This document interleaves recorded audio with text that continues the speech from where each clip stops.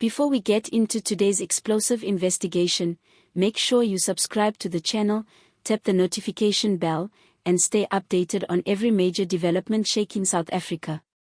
We break down the biggest political storms, the deepest mysteries, and the stories nobody else wants to unpack. So, if you're serious about staying informed, subscribe right now. South Africa has been shaken to its core by circulating reports of an attack targeting one of the country's most prominent and respected law enforcement figures, General Mkhwanazi.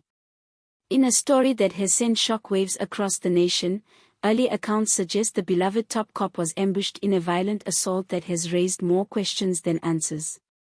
People are asking who shot Mkhwanazi, why was he targeted, and what does this attack reveal about the dangerous battles happening behind the scenes in South Africa's fight against corruption, crime, and political interference?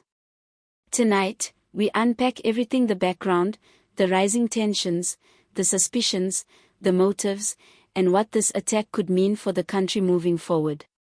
Information around the incident remains murky, and official details have not been fully disclosed, but the initial claims circulating across media discussions and political commentary paint a picture of a well-planned, deliberate, and professional hit.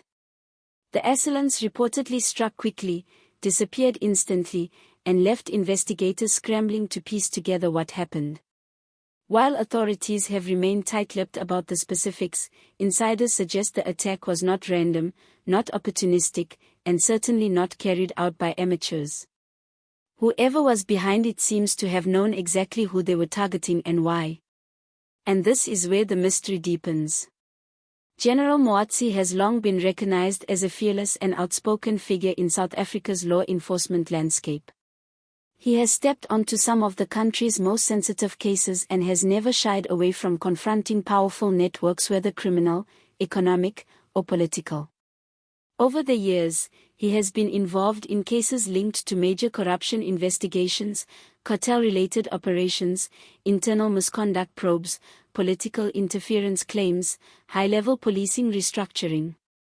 This track record has made him both admirers and enemies.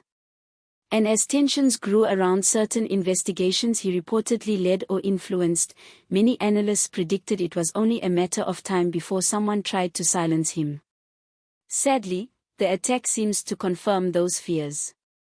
This was not just an assault, it was a statement. Attacking a figure like sends a message far beyond the man himself.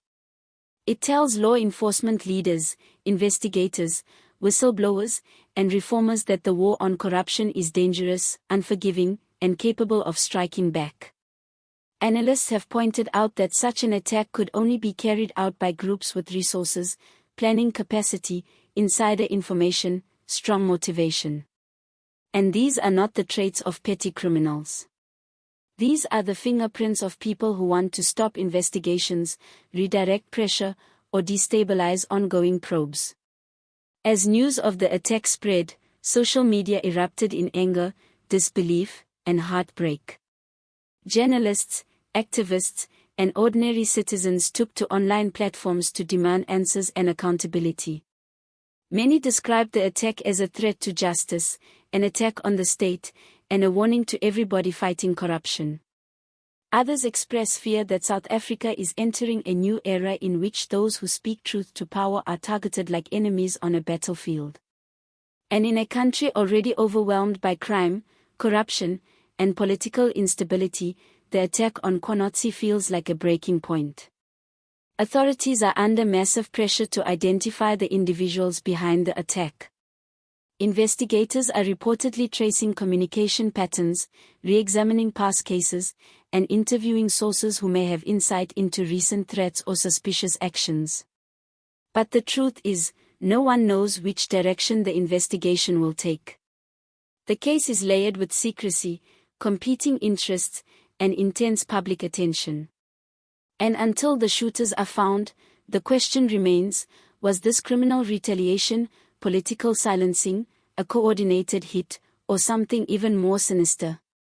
Whether the masterminds behind the attack are found or not, one thing is clear: South Africa is standing at a crossroads. The attack on General Mkhwanazi has come to symbolize something more profound and struggle for justice that has reached a dangerous level. It raises critical questions.